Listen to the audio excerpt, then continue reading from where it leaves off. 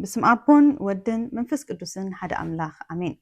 كاب إكزابير أبونان كاب بيتنا يسوس كريستوسن تأجان سلامن مسكول لهاتكم يخون عمل العالم كوينكم نزم دبنا تكاتلو كورات حزب كريستيان.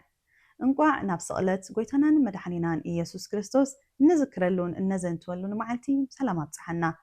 انبار لومون نزم معلتزي عمل كيتو استفلالي تحسطات هزنا لكم قريبنا لنا. قال خابقو مزامرات بنسحانا بإكزابير زملسو علونا كمون استفلالي صحفات بمخنيات عرس قلت تداليلنا له أبت مدب قال إكزابير ول بأبونا كشيوناس والدور فايل تمرتخوها بالنايو أبتي ننعلتو نمستنتان استقملنا مدب إنجارة هيوتون قويتها يسوس نموتكا موتو ويو أمس جنو زبل نمسجنا استقملنا تحستو تداليلنا له نزم مدب تخطاتيلكم نيت منفسا وبرخت تخافل تغتكونو بخبر نقدم سنة مكتتال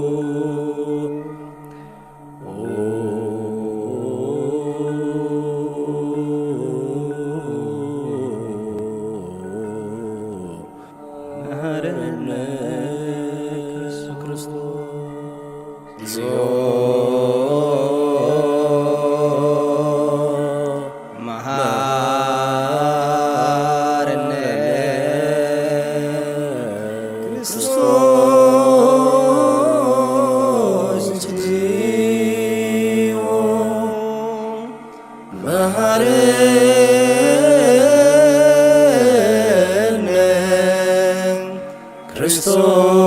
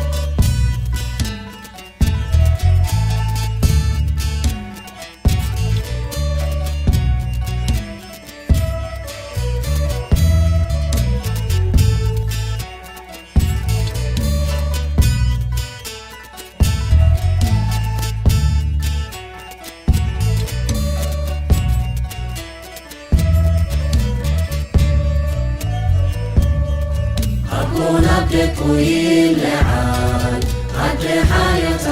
رسعه حول حولي تنسئو لب مليئو بتلمت سمكا أبز أمنو كلهم بزيحو مكرا سدت يغرب لنا وأمنا تتابي زي خير كبت نزاز أبقنا مدري مسملو كله بحرا بسنكي مسحي حاجاتنا هيك علمك نعرف الله جلواشي شايا قليفنا مقامتنا يسدت نجيرا كم نبرت بجنزب نشيه بسرينا حاجات مكرا الزيون نحارنا كريستوس الزيون نحارنا كريستوس الزيون نحارنا كريستوس انتم اسم كان أمن قال حكي ونزلنا بفرقات كيت ملعنا تلالعنا نحارنا أنا ناي باولوس ناي أبروس أنس ناي كيفا ناي كريستوس إلنا بنفذ عينا نساوي عيتنا رسينا عالم بزلو هزبين بدينا إنا وقويتا بزوردنا مكرا تالق فرالي خان السغار كما خان نعلونا نسم كان زي مفرحنا بمتعات كازنجينا نفتو سيطانينا خينا الزيون نحارنا كريستوس الزيون نحارنا كريستوس الزيون نحارنا كريستوس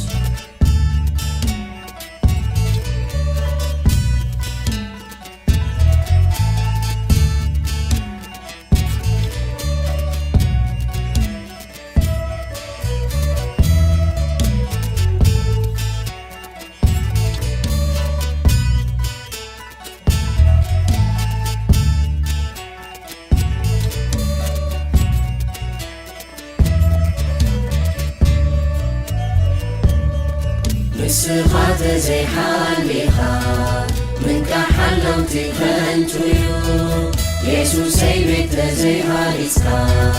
أنستي لخنتو يتعرو لخلو مسحات بلامانا وشتنا بمغفر راسنا أبا من إنقاذ تنبيتكا كم بحدش ترحنا كانت كامل حالي بسوء كدوسان كايتحقسو بلبهم يملسو بالسحا يتحدثو سيقبلنا يوم بسد زفتنا يوم تلمت عبي موت يا بهير سلسن كامحرت لك الزيون نحارنا كريستوس الزيون نحارنا كريستوس الزيون نحارنا كريستوس እግዚኦ ማረነ ክርስቶስ እግዚኦ ማረነ ክርስቶስ እግዚኦ ማረነ ክርስቶስ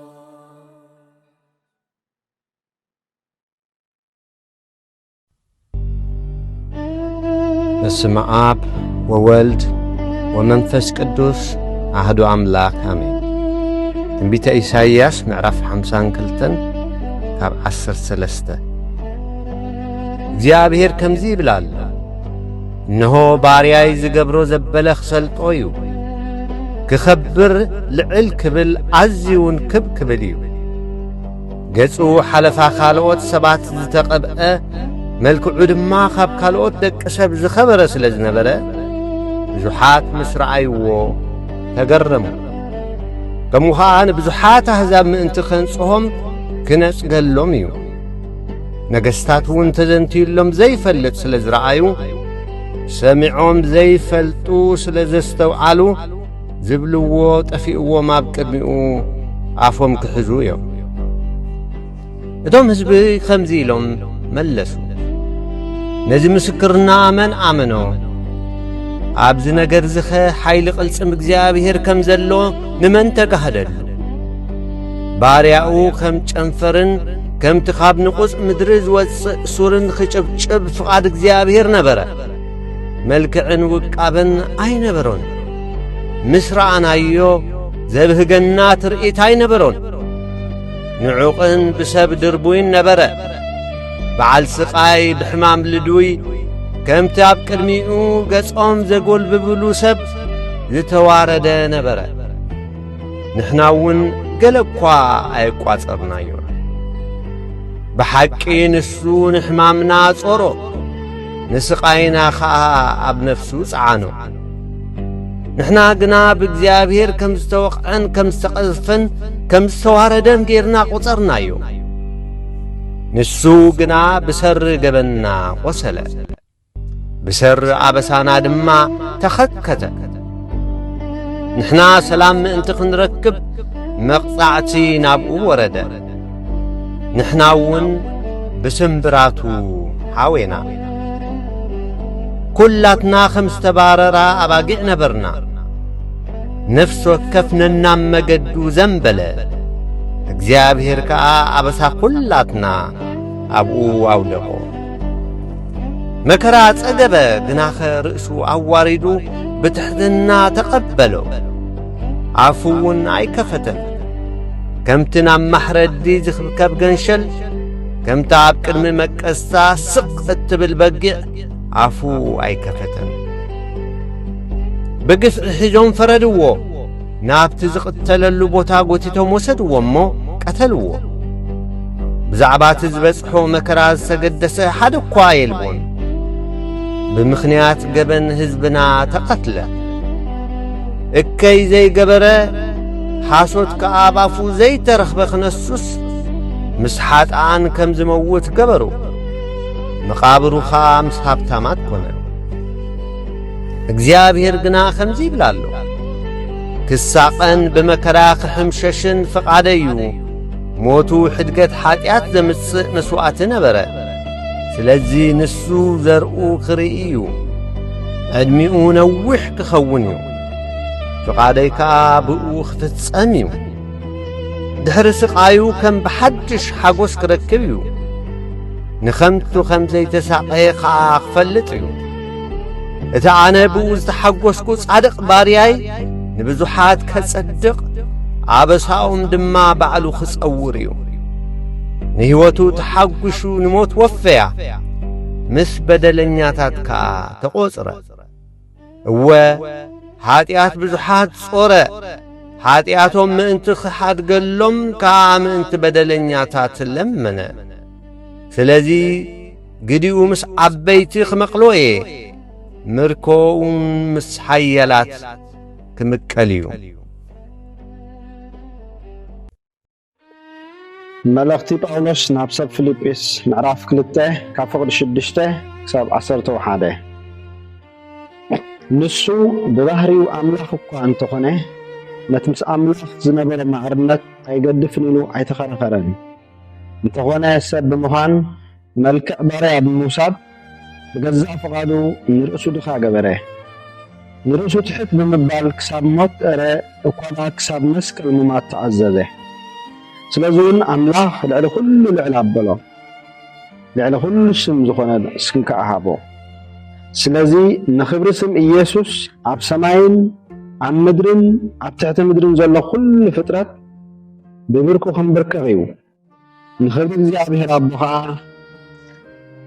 ኢየሱስ ክርስቶስ ጎይታ ከም ዝኾነ ብጋህዲ ክእመን እዩ። ኣሜን።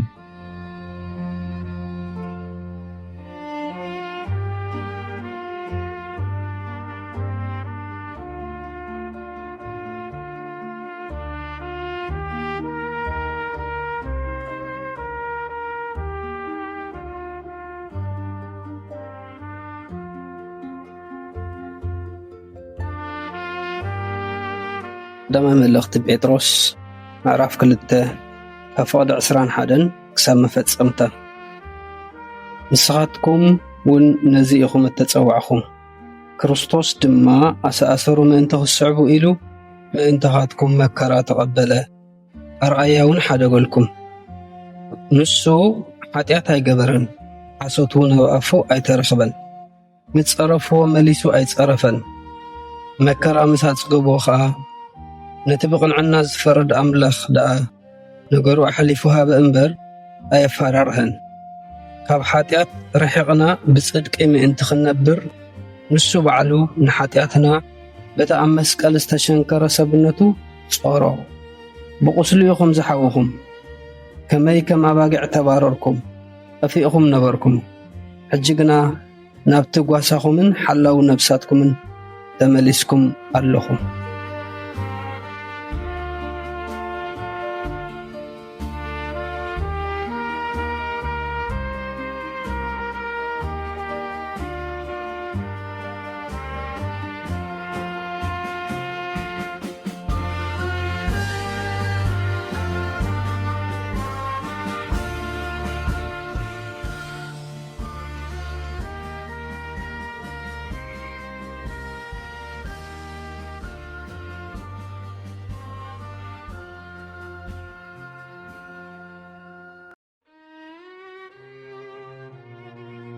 መልእኽቲ ናብ ዕብራውያን ምዕራፍ 4 ካብ ቁጽሪ 14 ክሳብ 16 ከምኡውን ምዕራፍ 5 ካብ ቁጽሪ 7 ክሳብ ቁጽሪ 9 እምበር ንሰማያት ዝዓረገ ዓብይ ሊቀ ካህናት ኢየሱስ ወዲ ኣምላኽ ካብ ዝህልወና ኣብ እምነትና ንጽና። ከመይ ከም ዝኸማና ብኩሉ ተፈተነ፣ ግና ኸ ኃጢአት ኣይገበረን። ስለዚህ ብደኻምና ክድንግጸልና ዘይኽእል ሊቀ ካህናት ኣይኮነን። እምበር ምሕረት ምእንቲ ክንቅበል ብግዜ ፀበባ እውን ንረድኤትና ዝኸውን ጸጋ ክንረክብ ብትብዓት ናብቲ ጸጋ እንረኽበሉ ዝፋን ኣምላኽ ኖረን። ኢየሱስ ኣብዚ ምድሪ እዚ ኸሎ ናብቲ ካብ ሞት ከድሕኖ ዝኽእል ብብርቱዕ ጋህርን ንብዓትን ጸሎትን ምህለላን ኣቕረበ። ንኣምላኽ ዝእዘዝ ስለ ዝነበረ ከዓ ተሰምዐ። ወዲ ኣምላኽ እኳ እንተኾነ በቲ ዝተቐበሉ ስቓይ እዙዝ ምዃን ተምሃረ። እዩ ምስ ፈጸመ ድማ እቶም ዝእዘዝዎ ዘበሉ ኩላቶም ናይ ዘለዓለም ድሕነት ምኽንያት ኮኑ።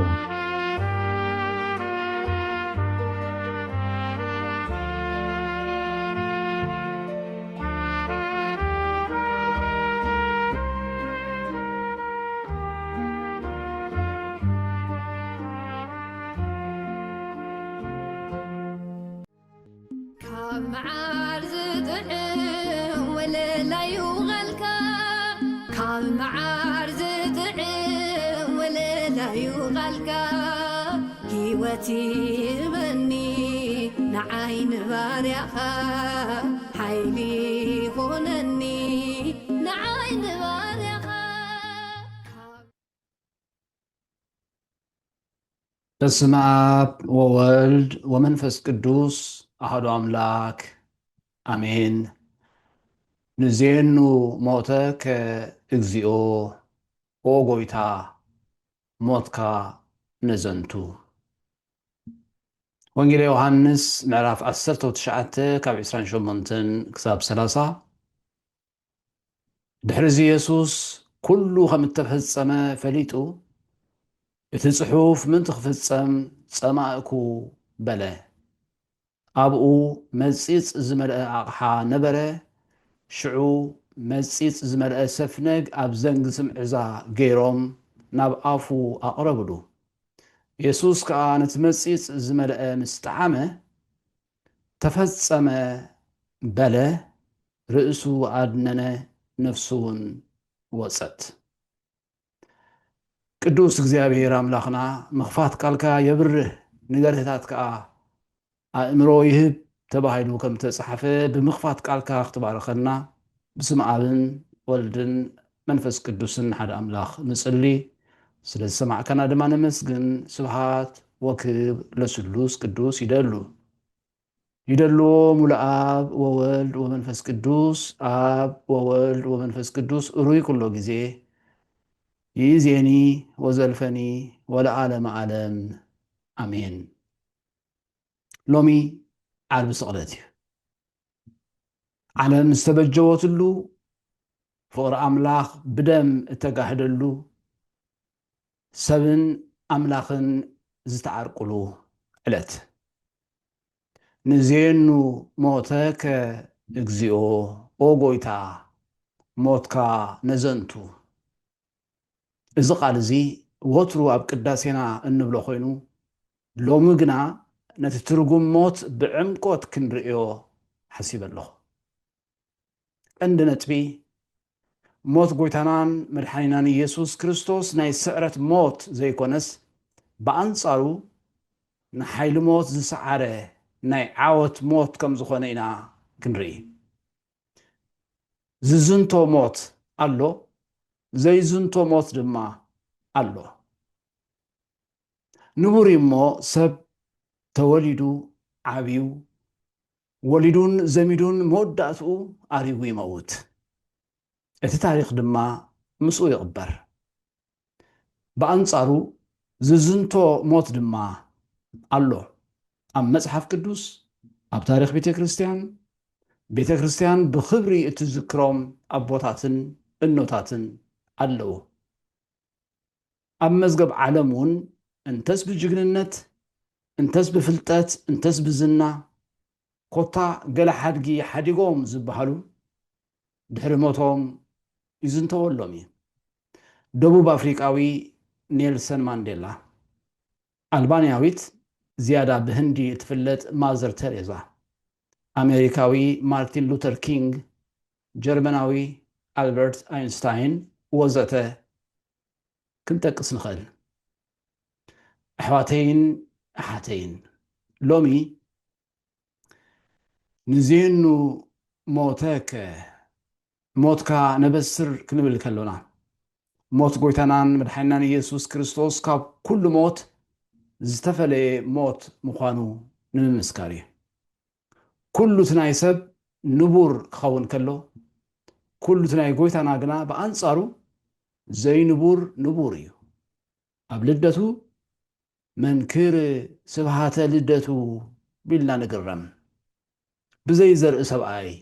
ብመንፈስ ቅዱስ ምዃኑ ጥራይ ዘይኮነስ ብድንግልና ምውላዱ ከምታ ቀዲሙ ብትንቢት ዝተነግረሉ ትእምርቲ እዩ፣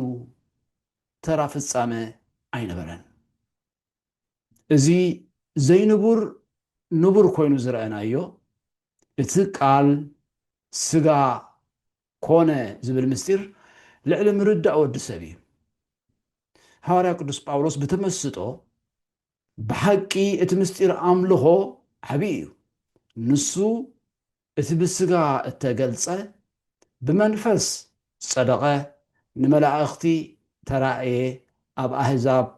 ተሰብከ ኣብ ዓለም ተኣምነ ናብ ክብሪ ዓረገ ብምባል ይጽሕፈሉ ንጢሞቴዎስ ቀዳማይ መልእኽቲ ጢሞቴዎስ ምዕራፍ 3 ፍቅዲ 16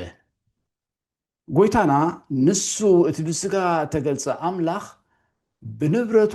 ከም ሰብ ኮይኑ ተረኽበ ክበሃለና ከሎ እቲ ዕምቆት ምስጢር ኣእምሮ ከዕቁሮ ከም ዘይኽእል ርዱ እዩ። እቲ ኣብ ክርስቶስ ኢየሱስ ዝነበረ ሓሳብ ኣባኻትኩም እውን ይሃልኹም። ንሱ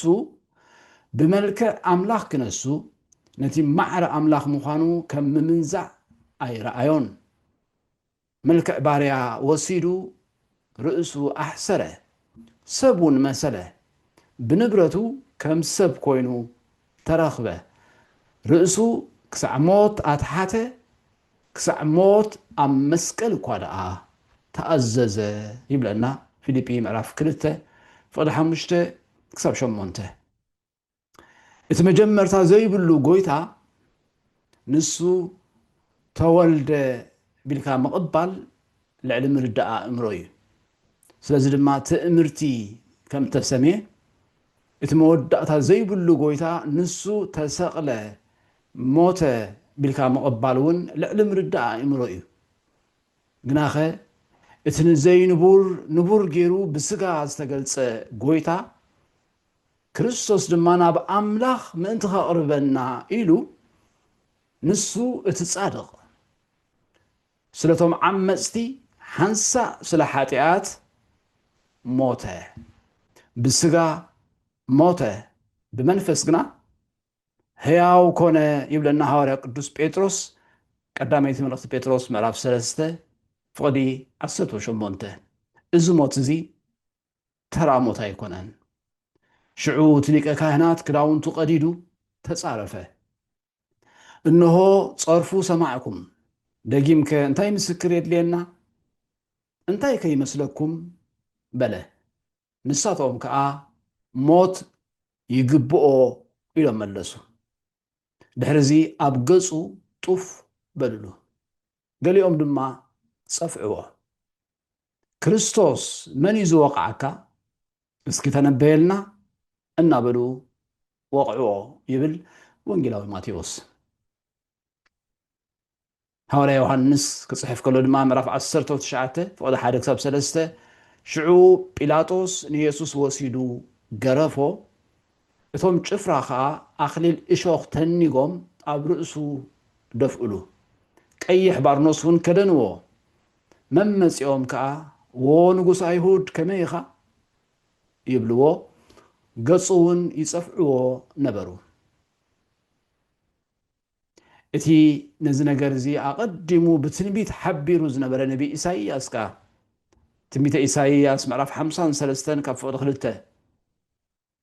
ኣብ ቅድሚኡ ከም ጨንፈርን ከምቲ ንቑፅ ምድሪ ዝወፅእ ሱርን ጨብጨበ መልክዕን ውቃበን ኣይነበሮን ምስ ረአናዮ ዘብህገና ትርኢት ኣይነበሮን ንዑቕን ብሰብ ድርቡይን እዩ በዓል ስቓይ ብሕማም ልዱይ ከምቲ ኣብ ቅድሚኡ ገጾም ዘጎልብብሉ ሰብ እተዋረደ እዩ ንሕና እውን ገለ እኳ ኣየቋጸርናዮን ብሓቂ ንሱ ንሕማምና ጾሮ ንስቓይና ኣብ ነፍሱ ጸዓኖ ንሕና ግና ከም እተወቕዐን ብእግዚኣብሔር ከም እተቐዝፈን ከም እተዋረደን ጌርና ኣቋጸርናዮ ንሱ ግና ብሰሪ ገበና ቆሰለ ብሰሪ ኣበሳና ድማ ተኸትከተ ንሕና ሰላም ምእንቲ ክንረክብ መቕጻዕቲ ናብኡ ወረደ ንሕና እውን ብስምብራቱ ሓወና ኩላትና ከም ኣባጊዕ ተባረርና ነፍሲ ወከፍነን ናብ መገዱ ዘንበለ እግዚኣብሔር ከዓ ኣበሳ ኩላትና ኣብኡ ኣውደቆ መከራ ጸገበ ርእሱ ኣዋረደ ኣፉ እውን ኣይከፈተን ከምቲ ናብ ማሕረዲ ዝኽብኮብ ገንሸል ከምታ ኣብ ቅድሚ መቐስታ ስቕ እትብል በጊዕ ኣፉ ኣይከፈተን ካብ ጥቕዓትን ፍርድን ተወስደ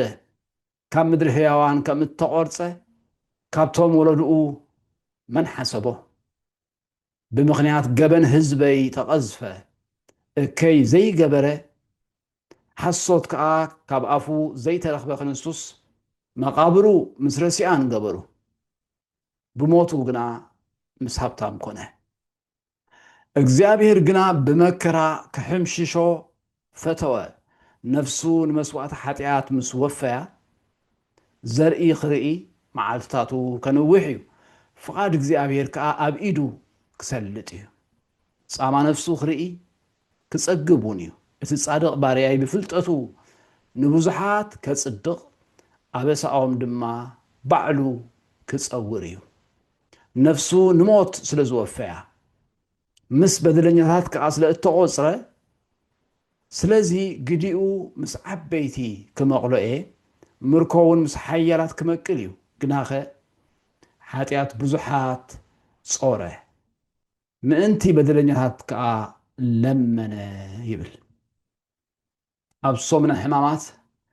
ኪርያላይሶን እናበልና 41 ጊዜ ደጋጊምና እንሰግደሉ ዘገርም ምስጢር ኣሎ እቲ 41 ነቲ ብሰር ኣበሳና ተኸትከተ ዝብል ስቅያትን ግርፋትን ንምዝካር እዩ ሐዋርያ ቅዱስ ጳውሎስ እውን ጠቂስዎ ከም ዘሎ ኣብቲ እዋን እቲ መግረፍቲ ክፍረደካ ከሎ ነርባዓ ሓደ ጎደል ማለት 39 ጊዜ እዩ ብሽመል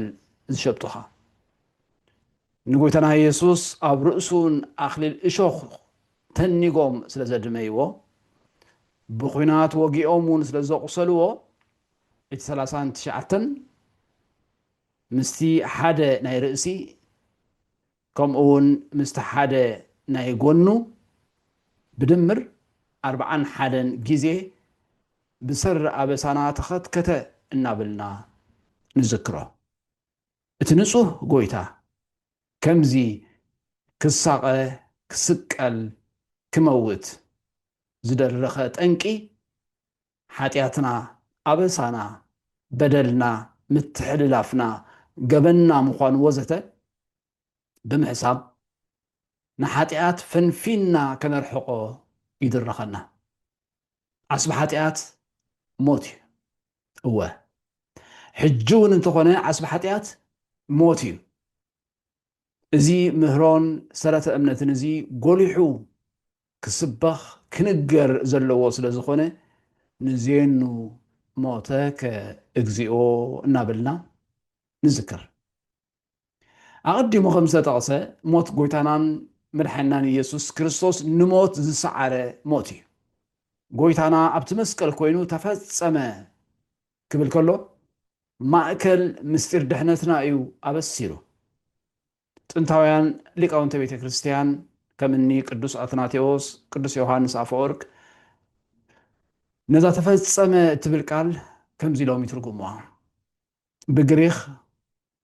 ተተልስታይ ማለት እቲ ዕዳ ተኸፊሉ ተወዲኡ ማለት እዩ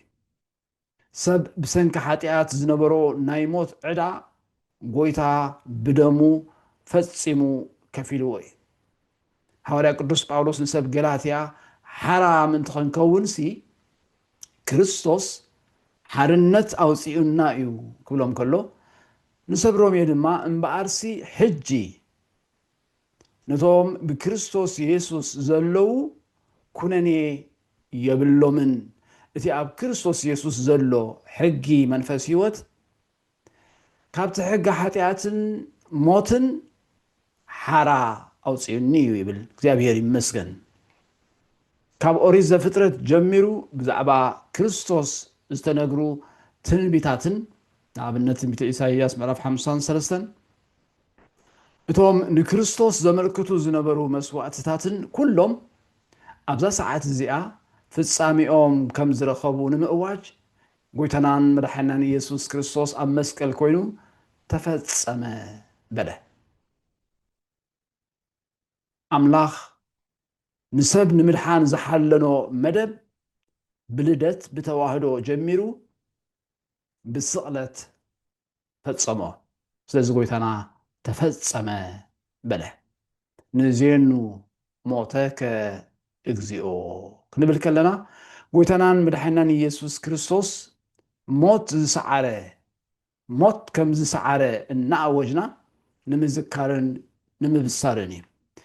ንሕና ንዝሞተ ጎይታ ጥራይ ዘይኮነስ ነቲ ምእንታና ዝሞተን ሓይሊ ሞት ስዒሩ ከዓ ዝተንስአን ሕያው ጎይታ ኢና እነምልኽ ስለዚ ዛንታ ስቕለት ዛንታ ፍቕሪ ዳኣ እምበር ዛንታ ስዕረት ክመስል የብሉን እቲ ዝፈሰሰ ደሙ ዋጋ ናጽነትና እዩ ዓለም ንሞት ከም መወዳእታ ከም ፍጻሜ ታሪክ ያትርዮ ጎይታናን መድሓኒናን ኢየሱስ ክርስቶስ ኣብ መስቀል ኮይኑ ተፈጸመ ምስ በለ ግና ሞት ናይ ስዕረት ምልክት ምዃኑ ኣብቅዕ እዩ ንሱ ብሞቱ ንሞት ስለ ዝሰዓሮ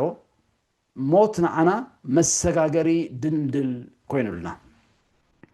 እቶም ብክብሪ እንዝክሮም ቅዱሳን ሰማዕታት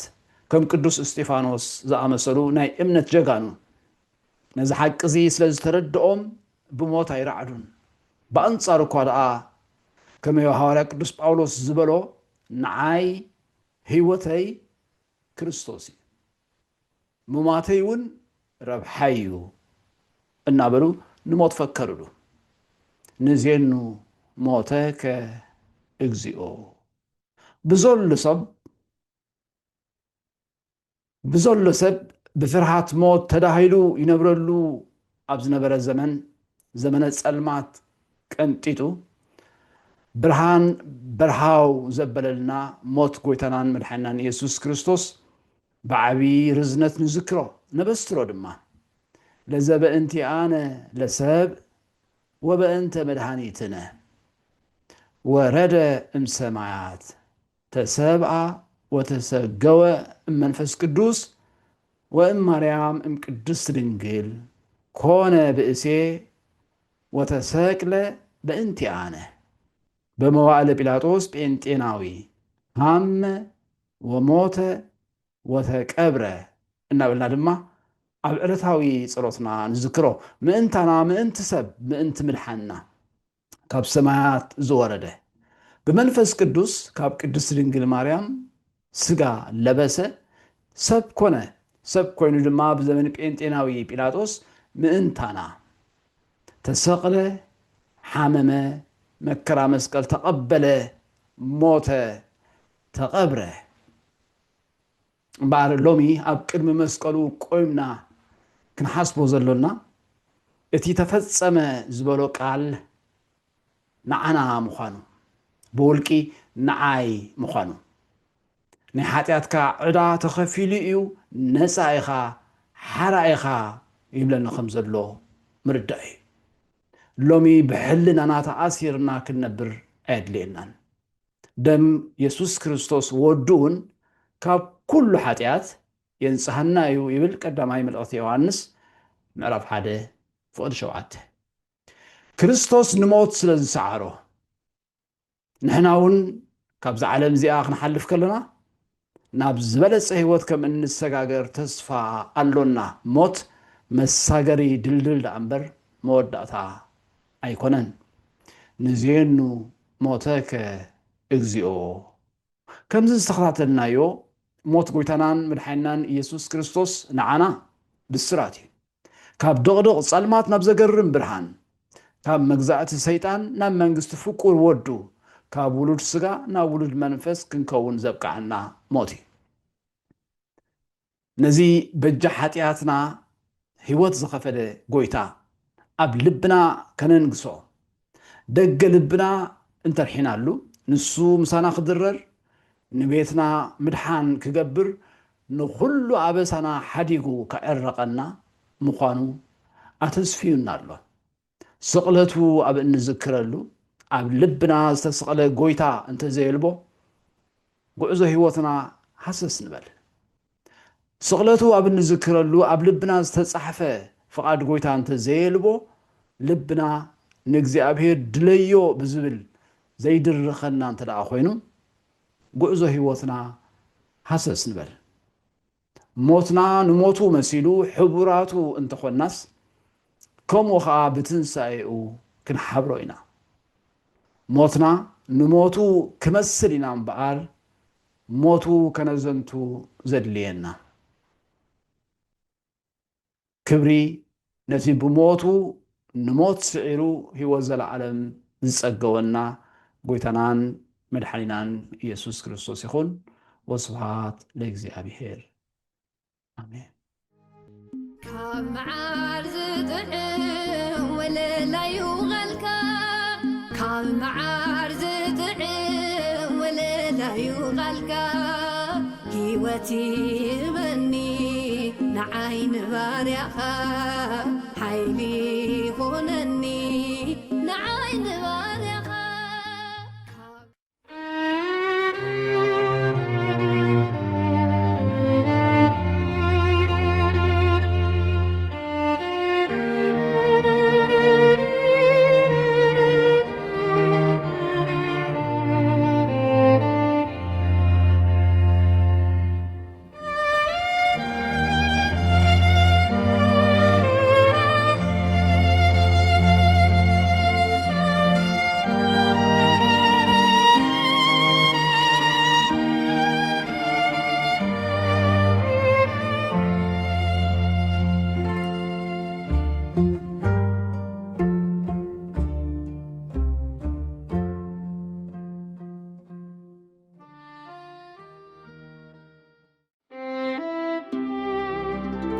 ትንቢት ኢሳይያስ ምዕራፍ 12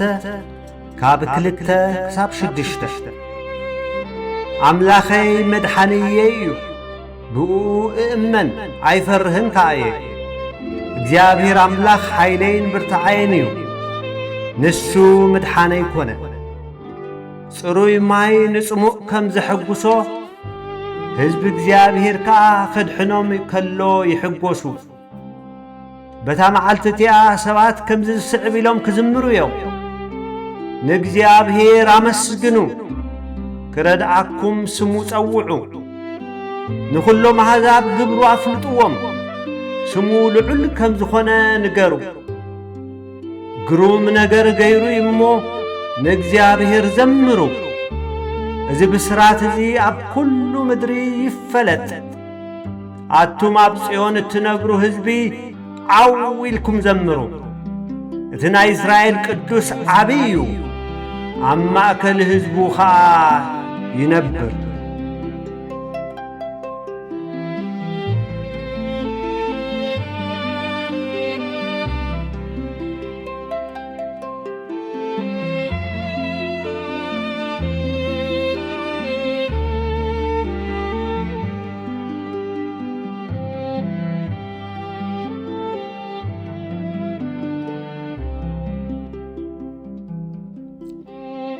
ትንቢት ኢሳይያስ ምዕራፍ 53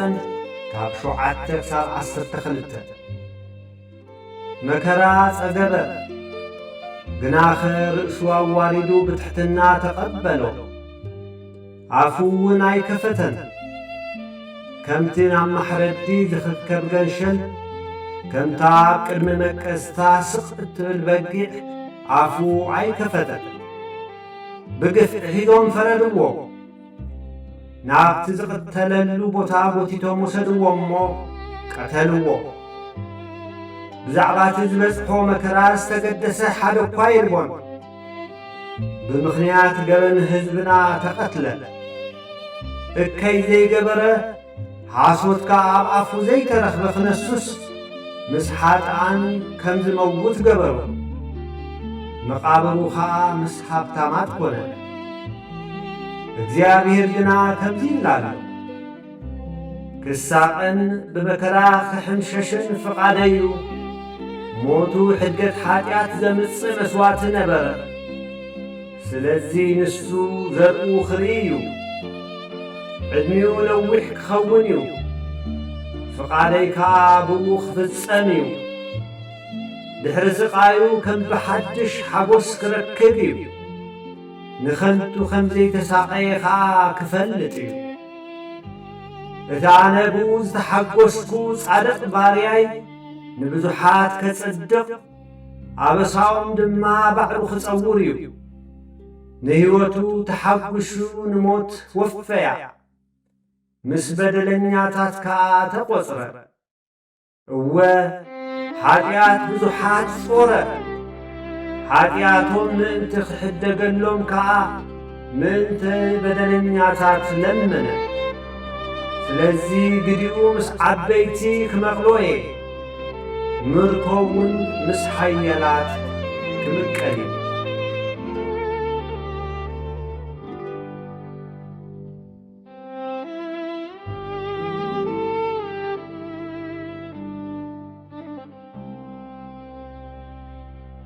ትንቢተ ኢሳይያስ ምዕራፍ 51 ካብ 1 ክሳብ 8 እግዚአብሔር ከምዚ ይብል ኣሎ ኣቱም ንጽድቂ ትስዕቡ ክረድኣኩም ከዓ ናባይ እትመጹ ጽንበሉኒ ካበይ ናይ ከውሒ ተጸሪብኩም ከም ዝወጻእኩምን ካበይ ናይ ጉድጓድ ከም ዝተፈንቀልኩምን ኣስተብህሉ ናብ ኣቦኹም ኣብርሃምን ናብታ ዝወለደትኩም ሳራን ኣስተብህሉ ክጽውዖ ከለኹ ኣብርሃም ውሉድ ኣይነበሮን ኣነ ግና ባረኽክዎን ውሉድ ሃብክዎን ኣብዛሕክዎን ኣነ ንኢየሩሳሌም ከጽናንዓ ነቶም ኣብ ዑናታታ ዝነብሩ ድማ ክርሕርሓሎም እየ ንምድረ በዳዓ ከም ገነት ንምድረ ጻምዓ ድማ ከም ኣታኽልተይ ዝገብሮ እየ እሞ ደስታን ሓጐስን ምስጋናን ቃና መዝሙርን ኣብኣ ክርከብ እዩ ትምህርተይ ንህዝብታት ክህቦም ሕገይውን ብርሃኖም ክኸውን እዩ እሞ ኣታ ህዝበይ ናባይ ኣድህብ ኣታ ዓለይተይ ጽን በለኒ ጽድቀይ ቀረባዩ ቀልጢፈ መጽኤ ከድሕኖም እየ ኣነ ባዕለይ ንህዝብታት ክገዝኦም እየ እተን ኣብ ርሑቕ ዘለዋ ሃገራት ክትስፈዋኒ ከድሕነን ከዓ ኣባይኩ ከላየ ናብ ላዕሊ ኣቢልኩም ናብ ሰማያት ቁልሕ በሉ ናብ ታሕቲ ገጽኩም ከዓ ናብ ምድሪ ጠምቱ እነሆ ሰማያት ከም ትክ ይኽበልኑ እዮም ምድሪ ድማ ከም ክዳን ክኽበል እያ እቶም ኣብኣ ዝነብሩ እውን ከም ጽንጽያ ክሞቱ እዮም ምድሓነይ ግና ንዘለዓለምን ክነብር እዩ ጽድቀይ እውን መወዳእታ የብሉ ኣቱም ጽድቂ ትፈልጡ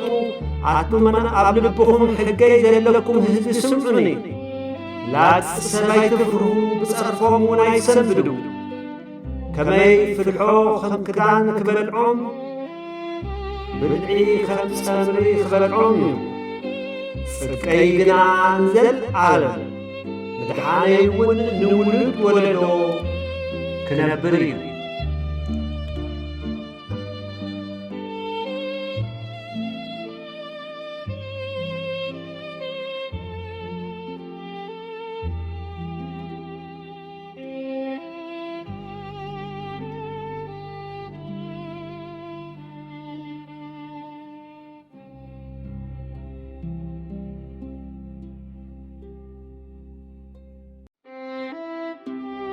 ወንጌል ዮሐንስ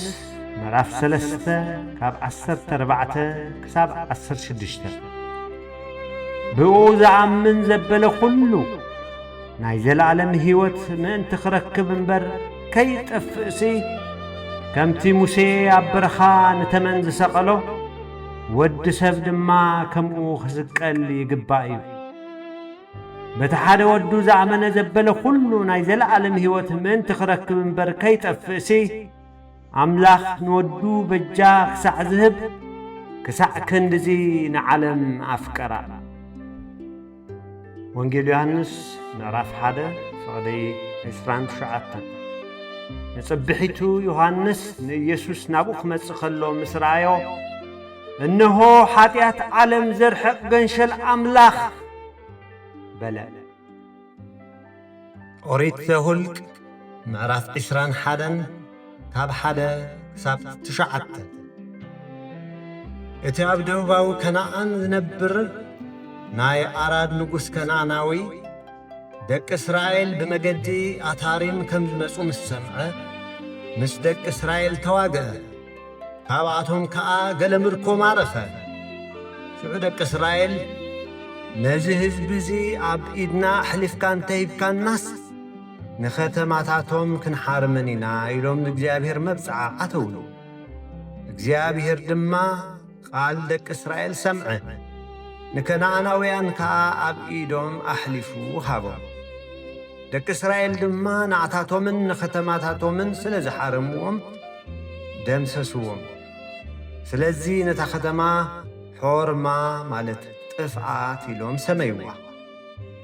ደቂ እስራኤል ንምድሪ ኤዶም ክዞሩ ካብ እምባሆር ተላዒሎም ንባሕሪ ኤርትራ ኣቢሎም ተጓዕዙ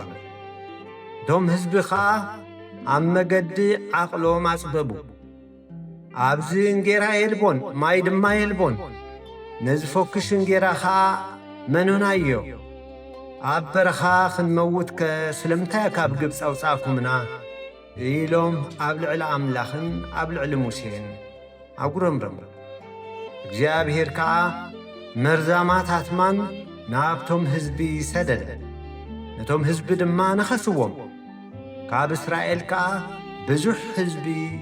ሞተ ሽዑቶም ህዝቢ ናብ ሙሴ መጺኦም ኣብ ልዕሊ እግዚአብሔርን ኣብ ልዕሊ ኻን ብምዝራብና ኃጢአት ገበርና ነዞም ኣትማን ከርሕቐልና ንእግዚአብሔር ለምነልና በልዎ ሙሴ ድማ ምእንቲ እቲ ህዝቢ ለመነ እግዚአብሔር ከዓ ንሙሴ ከም ዝበሎ በስራዚ መርዛም ተመን ግበር ኣብ ባላ ድማ ስቐሎ ዝተነኽሰ ዘበለ ናብኡ እንተጠመተ ከዓ ክሓዊ እዩ ሙሴ ኸዓ ካብ እስራዚ ተመን ገበረ ኣባላውን ሰቐሎ ብተመን ዝተነኽሰ ዘበለ ሰብ ናብቲ ተመን ኣስራዚ እንተጠመተ የሓዊ ነበረ።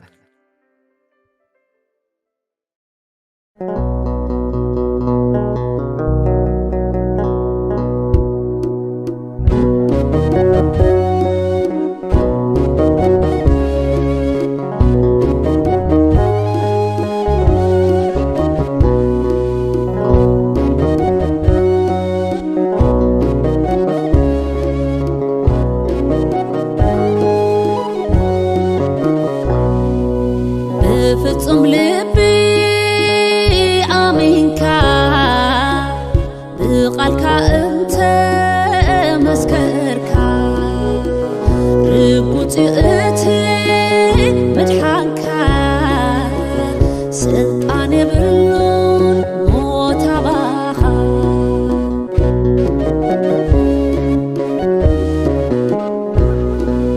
بفصم لبي قالك أنت مسكرك رقوتي أتي مدحانك سلطاني باللون موتاباخا دقيم ولودي خا وراس العود عم يسوس دلو كونني باللون كدحنك عينو تسقيلو حاتيات كوينو مرقمك وسيدو عيت الشبر بقلا عيتسكا عبت الصباح بغالو تتنانا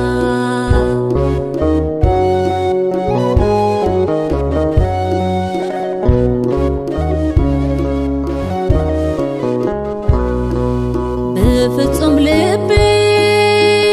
آمينك بقالك أنت مسكرك رقوتي أتي مدحانك سلطاني باللون موتاباخا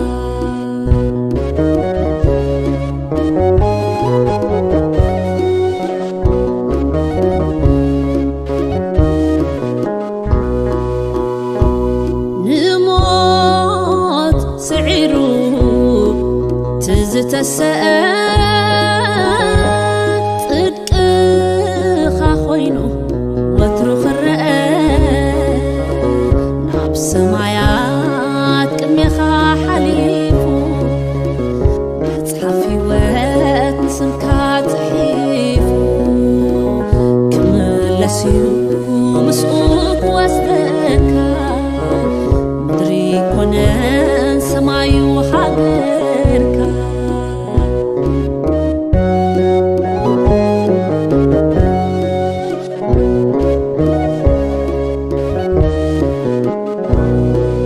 بفصم لبي آمينك بقالك أنت مسكرك رقوتي أتي مدحانك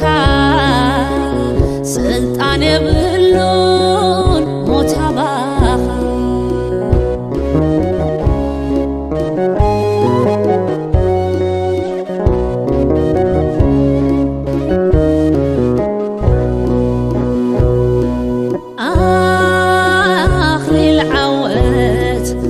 زفان كبرو تدالي اللوميو نمسكرو صعدا لبيسو مسؤون خنكسو بس مدحاني زالعالم كحقوسو لازيم بهز تطبيق عذلو نتوعى خاف نعكا قطابلو بفصم لبي آمينك بقالك أنت مسكرك رقوتي أتي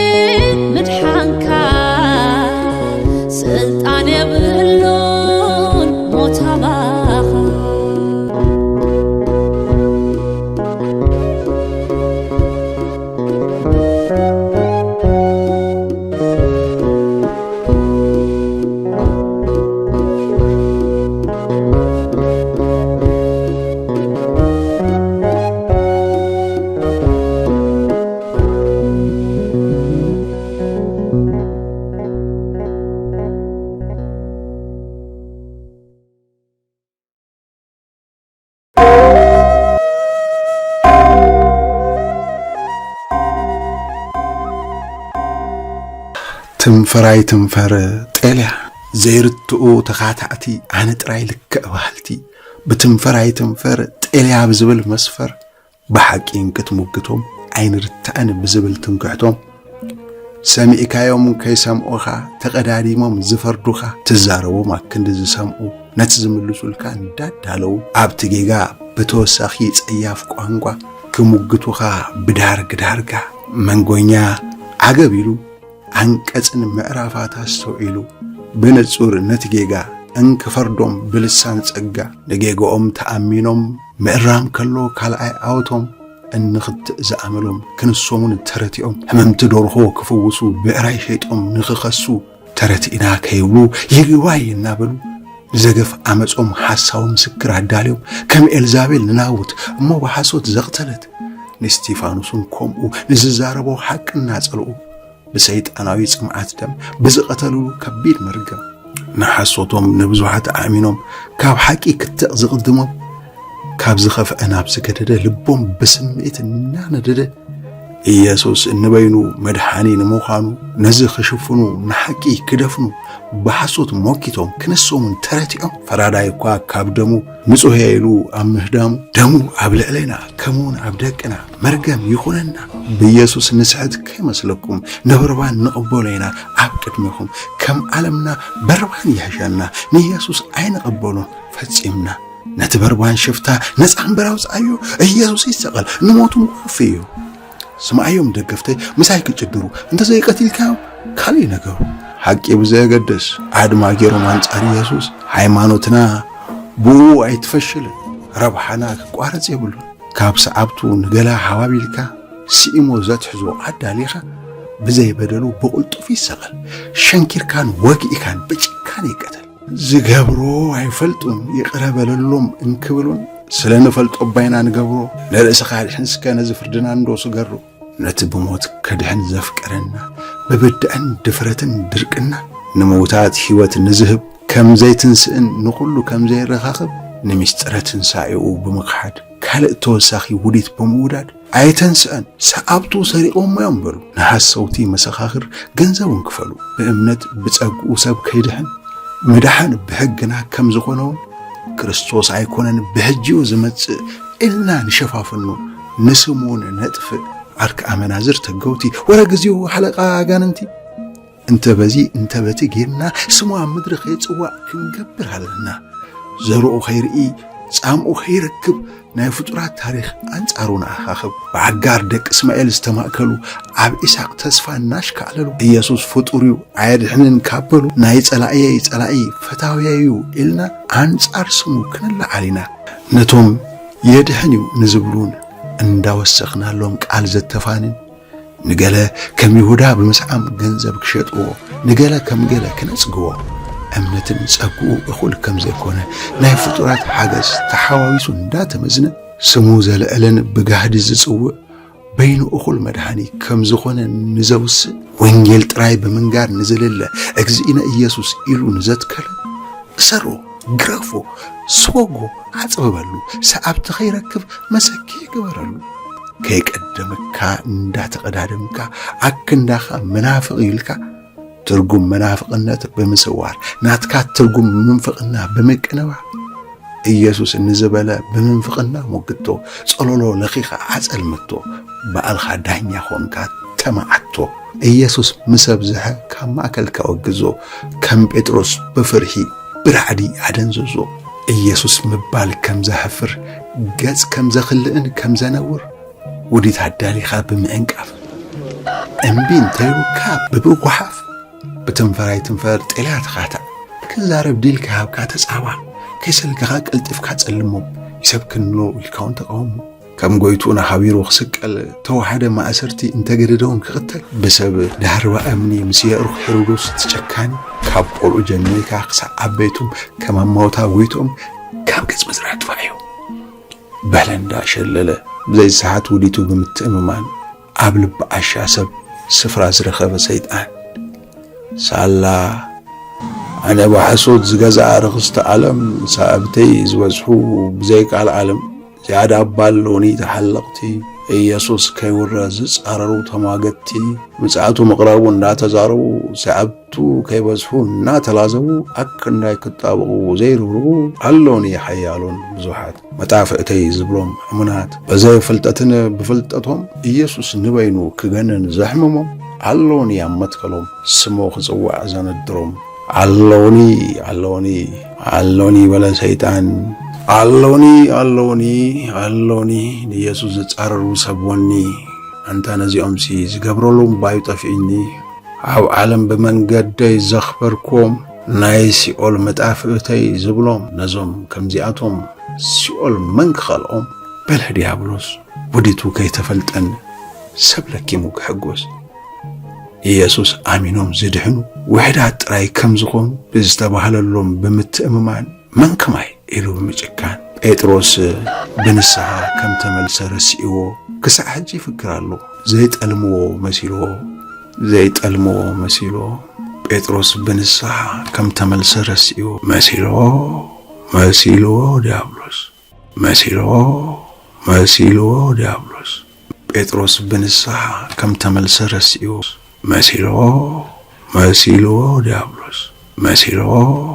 መሲልዎ ዲያብሎስ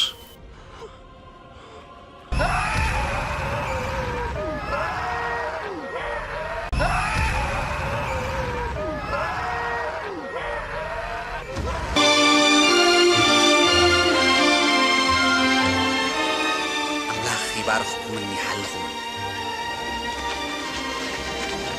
ኣብ ሰማይን ኣብ ምድርን ኩሉ ስልጣን ተዋሂቡና ኣሎ ስለዚ ኪዱ ንኩሎም ኣሕዛብ ብስም ኣቦን ወድን መንፈስ ቅዱስን እናጠመቅኩም ዝኣዘዝኩም ኩሉ ክሕልው ከዓ እናምሃርኩም ደቀ መዛሙርቲ ግበርዎ እንሆ ድማ ኣነ ክሳዕ መወዳእታ ዓለም ኩሉ መዓልቲ ምሳሓትኩም አሜን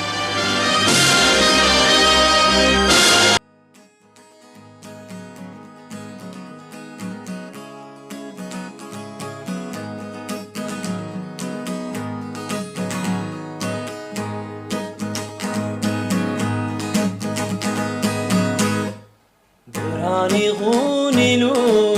ብርሃን ዘብርሃለይ ናይ ፍቕሪ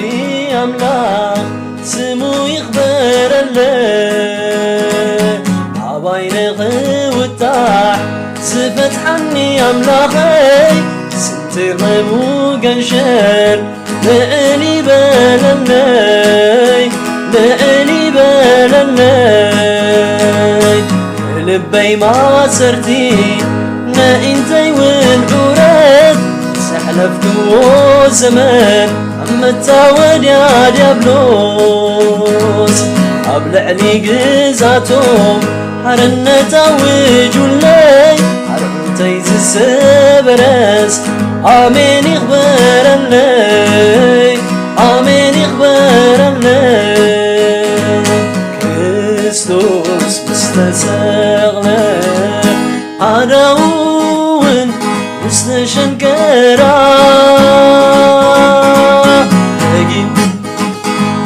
دقيم يبلين ما صرتي لبيت فاتحويو أتوارهم قفيفو عمسكن أحفير وميو زي بره برهان زي فتح شقر أتو حالي يلن كراني وتمسكن زي وتعزم السن سنبرت المات استو صوتي وني حارنتك بحاتيات حارنتك بحاتيات تفتميلو شقري زدمدمه زرقوح مقار الجاي عبكل تزترتره انت يمو خبب نزيقو يتاخبري واحنا توخنقر كزمر كجدر كزمر كجدر كريستوس مستسغنا عداون مستشنكرا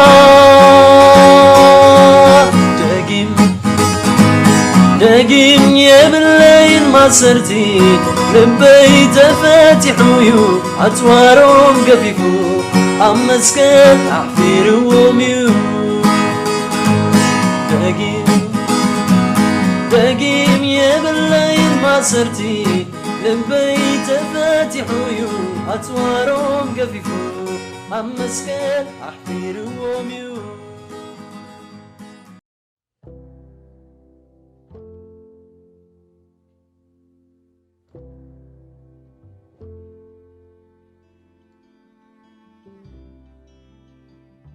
ሰብ ንህይወቱ ኣብ ክንዲ ዕርኹ በጃ ክሕልፍ ካብዚ ዝዓቢ ፍቕሪ የልቦም ወንጌል ዮሃንስ ምዕራፍ 15 ፍቕዲ 13 ጎይታ ኢየሱስ ንሞትካ ሞይትዎ እዩ ኣመስግኖ ቅድሚ ነዊሕ ግዜ ኣብ ሓንቲ ከተማ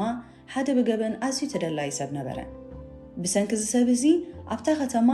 ዕግርግር ህውከት ዓመፅ ስርቂ ክትራንን ኣዝዩ ጎሊሑ ነበረ ካብ ብዝሒ ምረት እዚ ህዝቢ ዝተላዕለ ኩሉ ግዜ እዚ ገበነኛ ሓደ መዓልቲ ፍርዱ ክቕበል ኩሉ ሰብ ዝጽበዮ ነገር ኮነ ድሕሪ ነዊሕ ግዜ እዚ ገበነኛ ተታሕዘሞ እዚ ነገር ነቲ ህዝቢ ዓብዪ ሓጎስ ኣምፅኣሉ ኣብ ቅድሚ እቲ ህዝቢ ድማ ንፍርዲ ቀረበ ኩሉ እቲ ህዝቢ ድማ ሞት ክፍረድ ኣለዎ ሞት ዝግብኦ እናበለ ኣዝዩ ጨደረ እቲ ፈራዲ ኣብ ቦትኡ ምስ ተቐመጠ እቲ ዝፍረድ ሰብ ኣብ ቅድሚኡ ምስ ቆመ ኣዝዩ ሰንበደ ምክንያቱ ኣዝዩ ዘፍቅሮ ሰብ ኮይኑ ጸንሐ ዝገብሮ ነገር ግን ኣይነበሮን ብሓቂ ገበኑ ንሞት ዘቕፅዑ ነይሩ ስለዚ ንሞት ፈረዶ ኣዝዩ ጎሃየ ሃንደበት እቲ ህዝቢ ብሕሹኽሹኽ ድምፁ ወፀ እቲ ፈራዲ ዘይተጸበይዎ ነገር ነበረ ኩሉ ትኽቡር ክዳውንቱ ማዕረጉ በብሓደ ውፅኦ እቲ ህዝቢ ኣዝዩ ተገረመ እንታይ ይገብር ከም ዘለውን ምርዳእ ሓርበቶ ዓው ብዝበለ ድምፂ ድማ ብርግጽ ገበኑ ንሞት ዘብፅሕ እዩ ንሞት እውን ፈረድክዎ ነገር ግና እቲ ፍርዱ ኣነ ባዕለይ ክፍረደሉ እየ ሞቱ ከዓ ኣነ ክሞተሉ እየ እናበለ ኩሉ ነገሩ ደርበዮ እቲ ገበንኛ ድማ ኣዝዩ ተገረመ እቲ ኣብ ልዕሊኡ ተበይኑሉ ዝነበረ መቕፃዕቲ ብምልዓሉ ድማ ዓብዪ ሩፍታ ተሰሞ ካብቲ መጋባይ ፍርዲ ድማ እናተሓጎሰ ወፀ ናበይ ኢኻ ወይ ገለ ዝብሎ ሰብ ኣይረኸበን እዚ ሰብ እዚ ክንዲ ዕድለኛ እዩ ትብል ትህሉ ብርግጽ እምበር ዕድለኛ ምክንያቱ ኣብ ክንዲ ሞቱ ዝሞተሉ ሰብ ስለ ዝረኸበ ዘገርም እዩ እዚ ሰብ እዚ ንስኻ ኢኻ ንስኻ ነዚ ታሪክ ህይወትካ ባዕልኻ ተንብቦ ኣለኻ ጎይታ ነዚ ነገር እዚ ገይሩልካ ክንዲ ደስ ዘብል ነገር እዩ ስለዚ ሎሚ ንስኻ እውን ክሳብ ክንዲ ዝኽትገብር ኣይኮነን ትፅዋዕ ዘለኻ እግዚኣብሔር ዓቕምኻ ኣዝዩ ሕደት ከም ዝኾነ ይፈልጥ እዩ ስለዚ ንስኻ ክትገብሮ ዘይትኽእል ነገር ኣይሓትተካን እንተኾነ ግና እግዚኣብሔር እዚ ነገር እዚ ይሓተካ ኣሎ በደል ሓውኻ ሓፍትኻ ክትሓድግ ከምታ ዘለውዋ ክትቅበሎምን ከምቲ ጎይታ ዘፍቀረካ ከተፍቅሮምን ሎሚ ሓውኻ ብዙሕ ዝዓይነቱ በደል በዲሉካ ክኸውን ይኽእል እዩ ግናኸ ምስቲ ንስኻ ንኣምላኽ ኣብ መዓልታዊ እትብድሎ ዘለኻ ሞ ዝሓድገልካ ኣነጻጽሮ ስለዚ ሎሚ ብመጠን እቲ ኣምላኽ ዝሓደገልካ ክትሓድግ እንተዘይክኢልካ ብመጠኑ በደልካ ይቁፀረልካ ከም ዘሎ ይትሰንገዕ መወዳእታ ኸውን እንታይ ከም ዝኸውን ክትሓስብ ይግባእካ ዝጽናዕ ጥቕሲ ግናኸ ንሕና ገና ሓጣን ከለና ክርስቶስ ኣብ ክንዳና ሞይቱ እሞ ኣምላኽ ታፍቕሩ ንኣና በዚ የርኢ ኣሎ መልእኽቲ ጳውሎስ ናብ ሮሜ ምዕራፍ 5 ፍቕዲ 8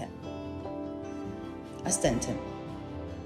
ሎሚ እቲ ጎይታ ዝሓደገልካ በደል ማዕረኽ እንደይ ምዃኑ ኣስተውዒልካ ወይ ሓስብካሉ ዶ ትፈልጥ እስኪ ትንስኻ ክትገድፎ ትሕተቶ ዘለኻ ምስቲ ኣምላኽ ዝሓደገልካን ዝሓድገልካ ዘሎን ኣነጻጺርካ ኣስተንትን እቲ ዝኸብደካ ነገር ክትሓድጎ ወይ ይቕር ክትብለሉ ማዕረይ ክንደይ ድሉው ኢኻ ንሰባት ብጸሎት ክድግፉኻ ትሓትት ዶ ንጸሊ ወጎይታይ ስለቲ ኣብ ልዕሊ ዘለውካ ብሉፅ ፍቕሪ ኣብ ክንዳይ ሞይትካ ንኣይ ብሓድሽ ህይወት ክቕጽል ኣዝዩ ዝኾነ ክብሩ ዕድል ስለዝሃብካኒ ኣዝየ የመስግነካ ኣነ ድማ ከምቲ ንስኻ ዝሞትካሊ ንኻልኦት ምሕረት ክገብር በቲ ዝሃብካ ንጸጋ ድማ መስዋዕቲ ገይረ ንበረኸት ብዙሓት ክኸውን ብጸጋኻ ደግፈኒ ስለ ዝጸንሐና ግዜ እግዚኣብሔር ዝተመስገነ ይኹን በዚ ዝጸንሐ መደብ ተባሪኽኩም ተሃኒጽኩም ተገልግልኩም ድማ ክትኮኑ እምንትኾና እዩ ንጽባሕ ቀዳም ብዝተመሳሰለ ትሕዝቶ ክሳብ ንራኸብ እግዚኣብሔር ምስ ኩሉና ይኹን